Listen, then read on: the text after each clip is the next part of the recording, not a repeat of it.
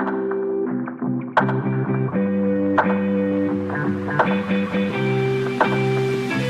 guys, welcome back, or if it's your first time here, then thank you for joining us. This is the Doula's Guide to ... with me, Meg, also known as the Dungaree Doula. It's the podcast where we talk about all things pregnancy, birth and parenting.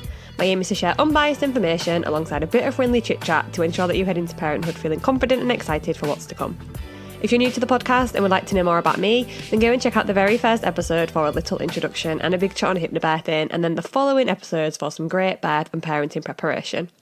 If you love the podcast, you can now leave me a little tip to say thank you via Buy Me a Coffee. The link is in the show notes. A huge thank you in advance if you do this, and a huge thank you to all the people who have already left tips on there.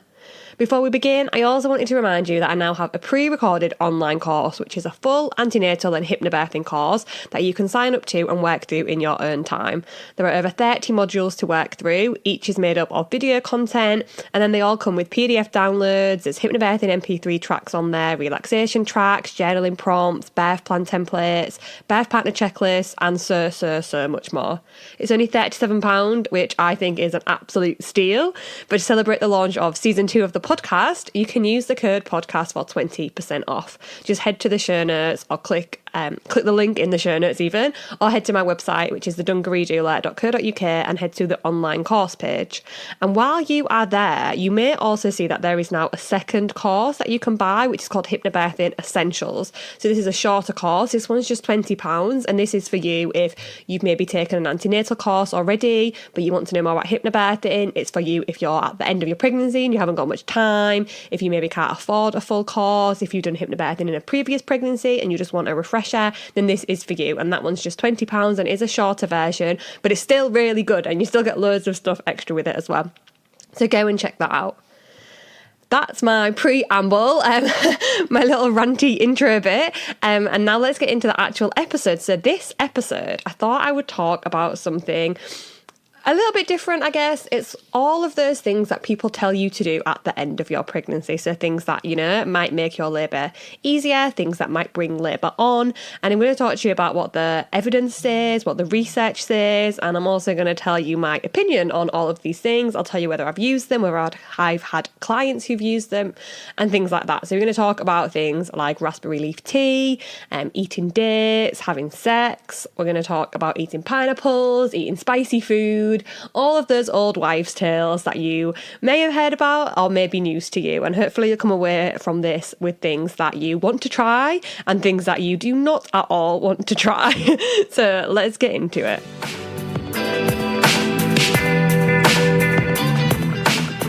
So the first thing I'm going to talk about is drinking raspberry leaf tea. And you may have heard of this, you may not have heard of it. I'm not really sure. I think because I'm in like this little echo chamber, this birth world bubble, I kind of just think that this is something that everybody does. And actually, it's probably not. Maybe it's just kind of a weird thing. Maybe this is new for you. But if you've never heard of it, drinking raspberry leaf tea is exactly what it sounds like. It is drinking tea that is made out of the leaves of the raspberry plant, so the raspberry bush. You can obviously use it yourself if you are lucky enough to have a raspberry bush in your garden or in a family member's garden. Then literally just go and take the leaves and steep them. Not yet though, wait until you get to the end of pregnancy. We'll talk about when you can use it in a moment. But if you have a raspberry leaf bush, anywhere nearby, then just go and take a load of the leaves, wash them, dry them out, harvest them. Obviously, the majority of us do not have access to this. I'm very lucky in that my mum and my grandma both have huge raspberry bushes in their gardens. So I'm constantly just taking all of the leaves off of their bushes and drying it out, giving it to clients and also using it myself because it's really good. I'm not pregnant. It's really good to use during your period as well. So it's really good for our menstrual health. But I will get to the point in a minute. If you do not have access to this, you can just buy it. You can just buy packets of it, or you can buy it loose if you like to have loose leaf tea, if you like to have herbal tea and things like that. So you can buy it in places like Holland and Barrett. You can buy it online. There are brands that do specific pregnancy ones. So there's one called what's it called, Hot Tea Mama. They do a specific pregnancy tea, but you don't need a specific pregnancy tea. They're quite expensive. You can just get it from anywhere really, any sort of health food shop, or get it online. Just make sure that you're looking what's actually in it, because sometimes it'll say, raspberry leaf tea, and then you look and it's actually something else, like as the majority ingredient, and then like there's a lesser percentage of actual raspberry leaf in it. You want something that's got a high percentage of raspberry leaf in it, otherwise it just completely defeats the point. So have a look what's actually in it. I always would recommend, just buying it loose leaf if you have the access to make it up. All you really need, if you've never had loose leaf tea before, is you just need like a reusable tea bag, which again you can just buy on Amazon, you can buy on Etsy, you can buy anywhere online, you can buy it in refill shops, or you could get like a little teapot that has something in the middle that you can steep it in. You can even boil it on the stove and then just like sieve it out. There are loads of ways to do it loose leaf if you would prefer to, but if not, you can just buy the tea bags as well. So it is exactly as it sounds, raspberry leaf made into tea. And there's actually been quite a bit of research on this. I mean, there's not loads of research. There's not like large scale studies, like there are into things like, I don't know, inductions and things like that. Because there's just not the incentive behind doing a lot of research into these things. I've probably said this quite a lot on different episodes, but if there's no money to be made in the outcome, then they're not putting a lot of sort of effort and energy and time into researching it, because there's not a big payoff. So the reason why people say to drink raspberry leaf tea is because there's something in it. I don't know how you say it. I think you say fragrin or fragrin or something like that. There's fragrin or fragrin, or however you say it. Probably someone who doesn't have a rough Hull accent will be able to say it better than me. The fragrin, I'm going to call it the fragrin, I don't know, in the tea helps to strengthen your uterus muscles. And obviously if your uterus muscles are stronger, then the contractions are probably going to be stronger, that's like the theory behind it. And it's not going to work this way for everybody. Drinking raspberry leaf tea is not like a miracle cure that's going to make sure that you have like really strong uterine contractions or anything like that, but it can help to strengthen your uterus muscles, which can only be a good thing, right? And there are not really any risks to taking it. If you've got a threatened preterm labour or something like that, then, the advice would be to not take it, because you don't want to, bring on any contractions, make things stronger than they need to be if you're going to be having like a premature labour or anything like that. But if you have no risk factors for an early labour, threatened preterm labour or anything like that, and you're not allergic to raspberries, obviously, then there are no risk factors to taking it. So I always think with raspberry leaf tea, the reason I'm like a bit of an advocate for it, I guess, is that it's not harmful. It's just a nice drink. It's not, like I said, some magic thing that's going to ensure that you have an incredible labour, because nothing is. But, there's no harm in trying it. Right? There's no adverse effects in trying it. So the fragrin can help to strengthen your uterus muscles, and studies have shown that this can lead to a shorter second stage of labour. So the second stage of labour is the pushing stage. So this makes sense. If our uterine muscles are stronger, they can probably push our baby out a little bit quicker. So studies have shown that people who regularly drink raspberry leaf tea at the end of pregnancy actually have a shorter second stage of labour. And also that statistically it led to fewer interventions in birth. And again, that makes sense, because if you're having a shorter second stage of labour, you're less likely to have an intervention, because interventions are generally suggested for a couple of reasons. One, if baby's heart rate seems to not be coping very well, if it seems to be fluctuating, or if it seems to be dipping and not recovering as they would expect. But then also, generally, interventions are suggested if your second stage of labour has been going on too long, so what they deem as being too long. So it makes sense that it would statistically lead to fewer interventions in birth if it's also leading to a shorter second stage of labour.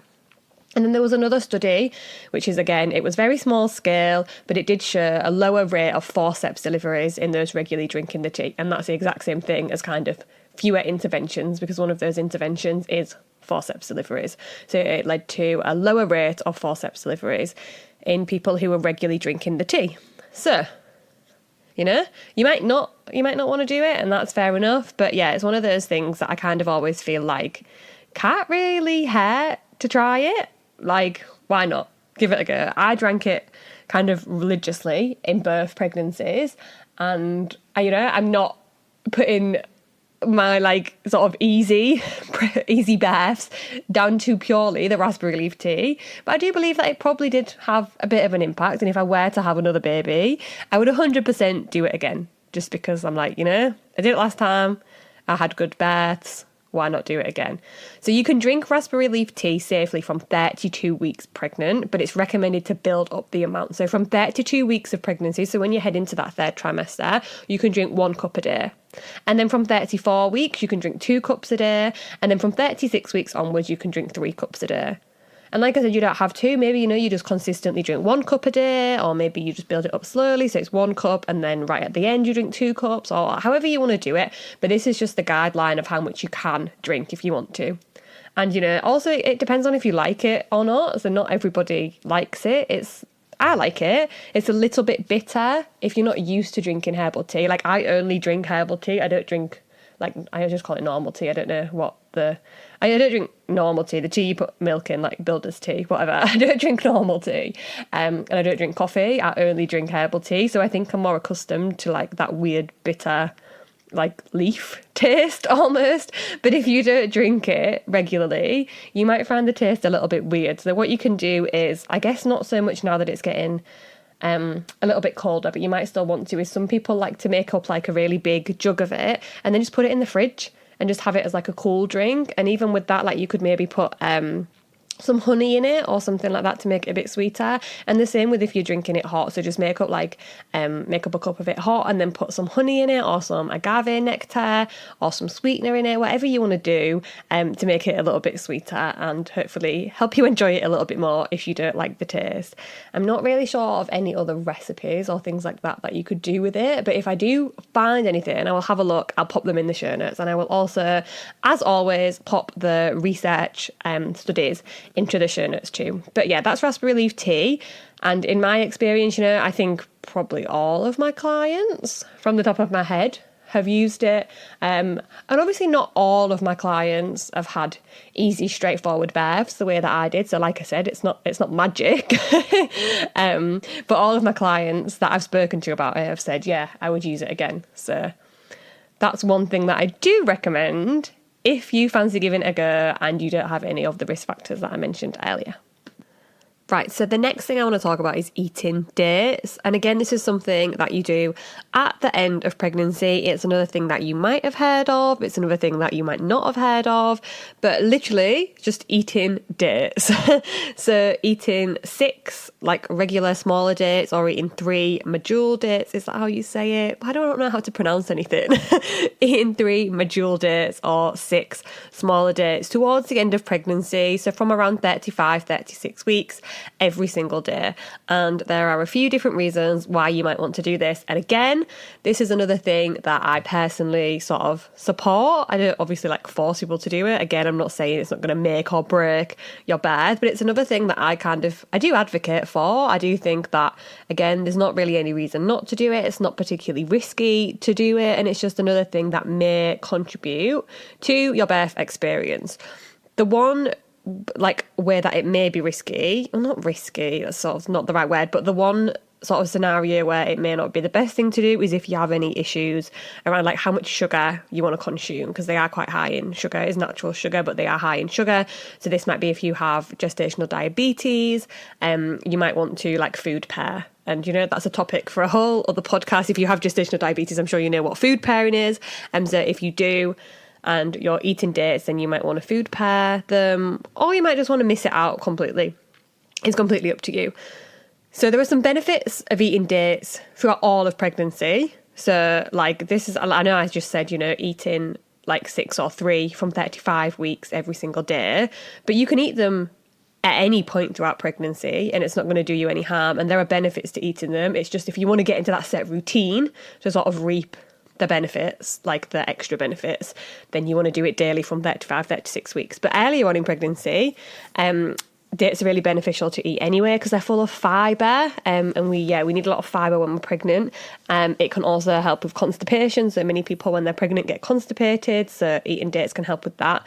They're also not completely full, they're also full of potassium, which maintains fluid balance, so this is incredibly important during pregnancy, but especially if you've suffered from sickness. So at the beginning of pregnancy, getting a lot of potassium can be super helpful, so dates can help with that. They're basically just like a pregnancy superfood. They're packed full of nutrients and anti-inflammatory properties. So they're really healthy. They're really tasty. Well, I think they're really tasty. Not everybody does. I will talk about some alternative uses for them in a second because I know some people think they're absolutely rank, but I like them. So for me, it wasn't a hardship eating them at the end of pregnancy, but I know for some people it will be. We'll cover that in a second. But the other reason why I want to talk about them is because there is a study called, The Effect of Late Pregnancy Consumption of Date Fruit on Labour and Delivery. And that study, it's from 2011. And again, it's not like a massive study. There's even less research on eating dates than there is on using raspberry leaf tea, but that doesn't mean that it's not helpful. It just means it's something that no one's decided to plough their money into, which is fair enough. So this study states it is concluded that the consumption of date fruit in the last 4 weeks before labour significantly reduced the need for induction and augmentation of labour, and produced a more favourable but non-significant delivery outcome. So again, a small-scale study, but it is really promising. Oh my goodness, I can only apologise if you heard screaming in the background of the podcast then. This is the reality of season 2 of this podcast. It is so chaotic, but I keep having to record while my kids are around because all the time that I have childcare is used for like teaching, doula client meetings, all the power hours that get booked in. So the podcast is always when I'm solo with the children. And my 2-year-old just bit my 5-year-old. She doesn't bite people. I don't know why she did it, but she did. So if you heard screaming, then apologies for that brief intermission. They're happy again now. They're playing really nicely downstairs. So apologies about that. So back into it. That's kind of all there really is to say about dates. It's just that, they're a really healthy snack. There's promising sort of results from the one study that has been done on it. And again, it's one of those things that a lot of people have done, a lot of my clients have done, that I've done, and a thing that, we would all just say, yeah, I'd do it again. Whether it helped or not, we don't know for certain. But it's not a particularly risky thing to do. If you do not like dates, fair enough. I know loads of people don't like them. There are a few things you can do. So you can blend them into a smoothie and you don't even taste them at all. But there are 2 other things that I recommend doing with them. So one of them, I have an Instagram post on and I will link it in the show notes. It is literally putting you just put quite a few different things on them, but you put peanut butter on them, you put some chocolate or some cacao on it, you drizzle a little bit of honey over the top, put some shredded coconut on it, and they are so ridiculously tasty. It's just unreal how nice they are. I eat them all the time. Again, not pregnant, just constantly eating this little date treat because it's so yummy. So I'll leave a link to that in the show notes. And then there's also a recipe that is from... I can't remember who it's from now. It's either from the First 40 Days book or the Real Food for Pregnancy book, which are both incredible books, but I will find it and link it where you make sort of like a date, like a tray bake type thing, and you melt chocolate over the top of it. And that again is incredibly delicious. So I will put links to those in the show notes. And then moving on, there are some other things that people often talk about doing at the end of pregnancy, but they're not necessarily things that are to prepare. So eating the dates and drinking the raspberry leaf tea are things that you would do to prepare for your birth, right? But then there are also other things that people say to do at the end of pregnancy to, I guess, kind of prepare for birth, but more so to just bring it on. And these ones I care less for. Let's just phrase it that way. I care less for these. I personally don't think that we should be doing things to bring on our labours. For our labours to start, it's a very intricate process. Our babies need to be ready, our bodies need to be ready, and if we're doing things to try and bring on our labours before our babies or our bodies are ready, we're not going to get the easiest or most optimal birth that we would have got if we just waited, for many a reason. The most immediate one that springs to mind is that we want our baby to be in the perfect position for birth when we go into labour. So we want to wait until they're in the best position for birth, the most optimal position that they are going to get in, so that their descent through the birth canal is the easiest, is the most smoothest. If we're doing things to bring on labour before our baby has got into that position, we're going to make things trickier, right? And we could possibly cause things like really, really long early labour. We could cause quite painful back-to-back contractions as those contractions work to move our baby around. We could cause our baby to get stuck in an awkward position and things like that. So I personally do advocate for these things. But I know for some people, doing things to bring on labour earlier might seem like a good option. And I know for some people, if you know that your labour is going to be induced at a certain point because you've made that decision, no one can tell you have to get induced at a certain point. But for example, if you have a medical condition or anything like that, and you sort of made that decision to induce your pregnancy, say at 40 weeks or at 41 weeks, and you're getting super close, you're like a day or two before that, you might want to start doing these things to bring on that labour. And I completely get it. So let's address some of those things that people might start doing to bring on early labour and talk about if they actually work or not. So the first one is having sex. I'm pretty sure we're allowed to talk about sex on podcasts, but yeah, we definitely are. Because on social media, they're very funny. I know you're not allowed to talk about sex. You can on podcasts, so we're going to talk about sex. Sorry if that makes you uncomfortable. Feel free to skip this part of the podcast if you do not want to hear me talking about having sex. But basically, when you get to the end of your pregnancy, you might hear maybe even sometimes midwives suggesting it. I've experienced of midwives suggesting this to clients and things like that, saying, at the end of pregnancy, if you have sex, it can bring your labour on.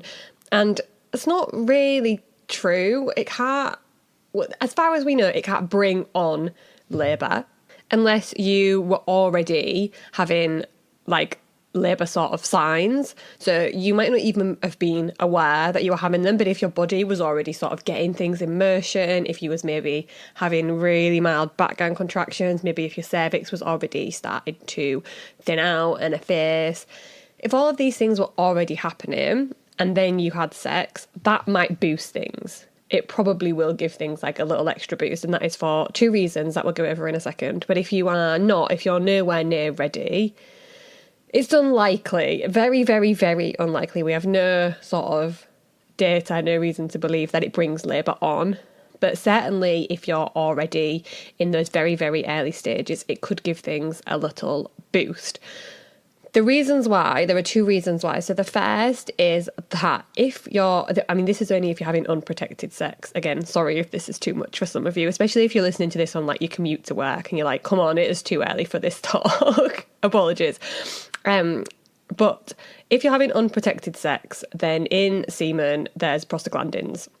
So human semen is like the biological source that is presumed to contain the highest prostaglandin concentration. And prostaglandins help to ripe and soften and thin out our cervix, right? And that's what needs to happen before it starts to dilate. It needs to ripen, it needs to thin out, it needs to efface.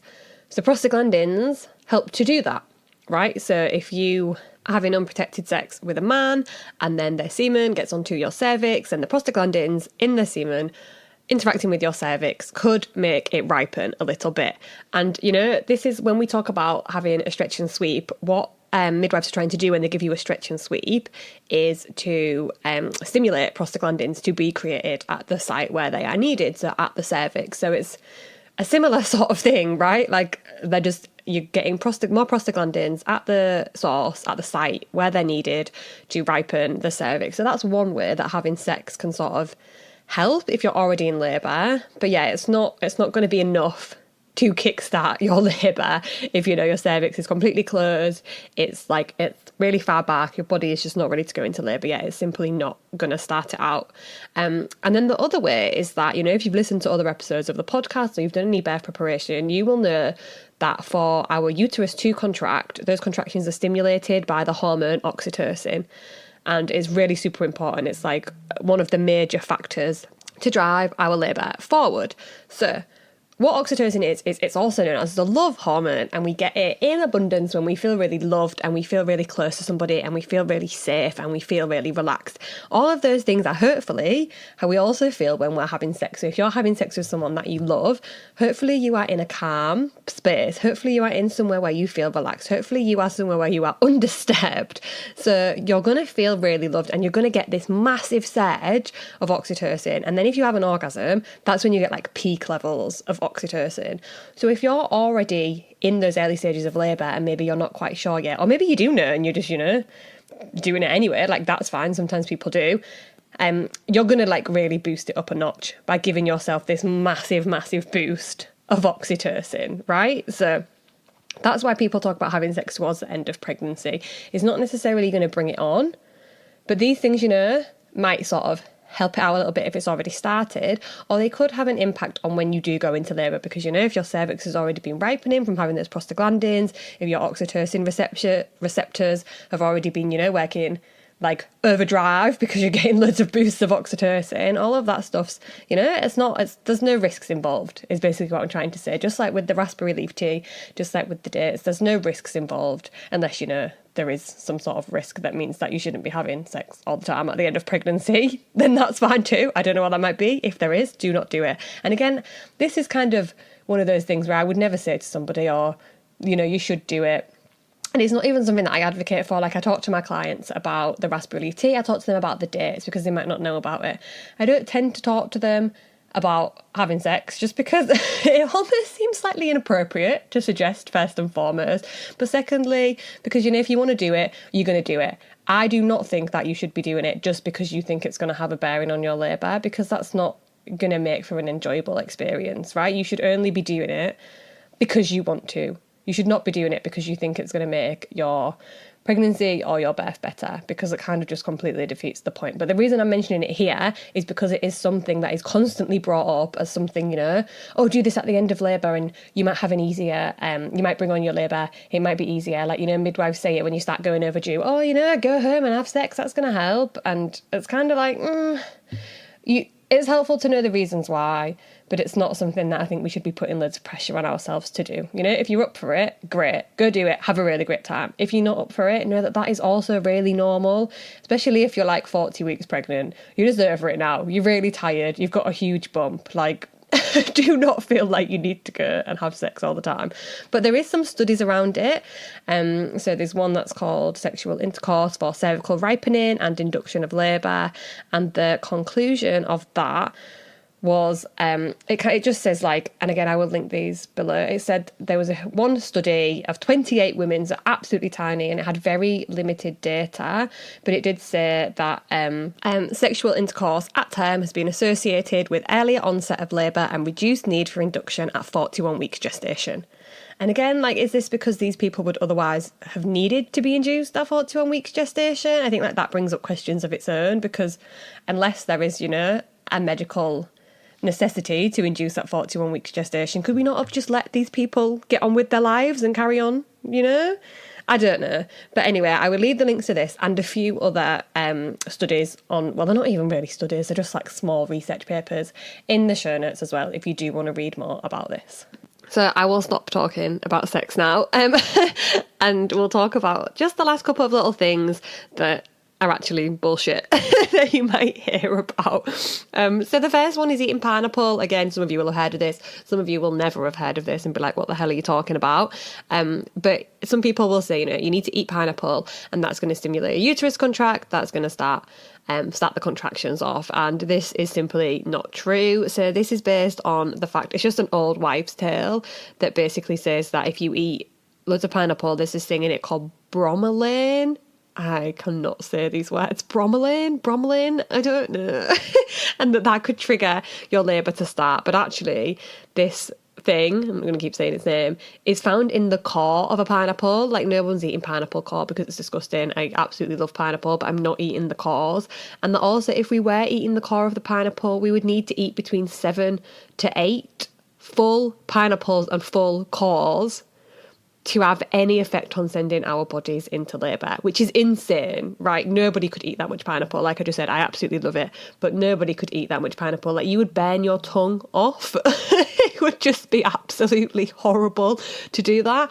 And then it also, like, it suggested that, you know, that your stomach would just break down all of the enzymes in the pineapple anyway before they even reach your uterus, before they could have any effect. So if you hear people saying, you know, eat loads of pineapple, and you think, oh, I might just give that a try, like, give it a try if you want to eat the pineapple because you like it, but don't try and eat 7 or 8 to bring on your labour. So even if, you know, you're at that point where there is a medical need to induce within a couple of days, and you're like, I want to do all the things. I want to, like, I'm going to have loads of sex. I'm going to have reflexology. I'm going to go get a massage. I'm going to blah, blah, blah, blah, blah. And I'm going to eat a pineapple. Like, it's not, eat the pineapple if it's going to make you happy. Don't eat the pineapple to try and induce your labour, because it's not going to work. And I'm sure you was all expecting me to end on this one, but eating spicy food, which is also absolute bullshit. Like, just completely bullshit. Like, I'm sure, like, some people listening to this probably know people or have heard stories or have, like, hearsay or friends of friends who have said, oh, I ate a really spicy curry and then the next day I went into labour. Probably just coincidence. If you've ever heard of that actually happening to someone, it's probably that, you know, your body was about to go into labour anyway, or that person's was, and you just happened to eat a spicy curry. It's not that the spicy curry sent you into labour. It is more so just that you was going to go into labour anyway. You could have eaten, like, the most mildest salad that night and you still would have gone into labour the next day. So, like, the theory behind this is that a really spicy curry can, like, stimulate your gut to get things moving, and generally, like, before you go into labour you will have, like, a clear out. So basically you will, like, almost a lot of people have, like, diarrhea, or you will just have, like, a lot of poo. Like, your body's just kind of, like, clearing everything out, like, making space, making sure that you feel, like, healthy and stuff like that. So that's kind of why people think that, you know, if you have a spicy curry, it's going to do the same thing. And for some people it will make that happen, but it's not going to stimulate your uterus to start contracting. Just even, like, thinking about those two things together sounds pretty, I don't know, it just sounds insane, right? Like, how would you even make that link? I don't know. So basically there's nothing behind this. Like, and you hear it all the time. I remember in my first pregnancy, so many people, because I went overdue, were saying to me, like, oh, just eat loads of spicy food. And I like spicy food. I was eating spicy food anyway, and it didn't make any difference. And I was just eating it because I liked it. So this is, again, one of those other things that is like, you know, if you like spicy food, like, eat it. Don't eat it if you think it's going to give you a funny tummy there, because that is not what you want as you're heading into your labour. But, like, if you like spicy food and your body's used to it, carry on eating it. If you don't like it and you're not used to it, don't eat it. It is as simple as that. But it's not going to have any effect on your labour. It is absolute rubbish. And they're, like, the main things that I wanted to speak about, because I think they're, like, the most popular. And there is other ones, like I just mentioned briefly there, reflexology, but I'm going to do down the line an episode on sort of complementary therapies during pregnancy and how they can impact your pregnancy and your birth, and reflexology will be covered in that. So I'm not going to talk about that here, but I just wanted to talk about, you know, raspberry leaf tea and dates, and then about, like, sex and pineapples and eating curry. What an absolute, like, if you didn't know what this podcast was about, you would be like, that is 5 incredibly random things to talk about on a podcast. But I feel like I've managed to make it work. I hope that it's given you a bit of clarity around these topics, and let me know if you're going to give any of them a try, if you're already trying them, if any of them have worked for you. I'd love to know your opinions. So, you know, you can leave a review, you can send me an email, come and hang out on Instagram. I'm at the Doula, and let me know over there. If you have any ideas of other things that I haven't spoken about around this topic, then again, I've made a post on Instagram. I will make a post on Instagram about this podcast episode. So come and let me know on there what other things I haven't covered, and I will, you know, maybe cover them on Instagram or in another episode or something like that. And that concludes this episode. I hope it's been helpful and interesting. And if you'd like to discuss any other aspect of your pregnancy and birth in more detail, then you can book in for a power hour with me, which is a one-off session to get clarity on anything within your circumstances, anything around your pregnancy or your birth or your postpartum for just £50. And you get a follow-up email full of resources, full of signposting and going over, recapping everything we spoke about in the power hour. So I will pop the info for that in the show notes. And remember, whilst you are there, to check out all the links from everything that I've mentioned in this episode as well. If you have any more questions, come hang out on Instagram, as I just said, where I'm at the Dungaree Doula, and let me know if you enjoyed the episode.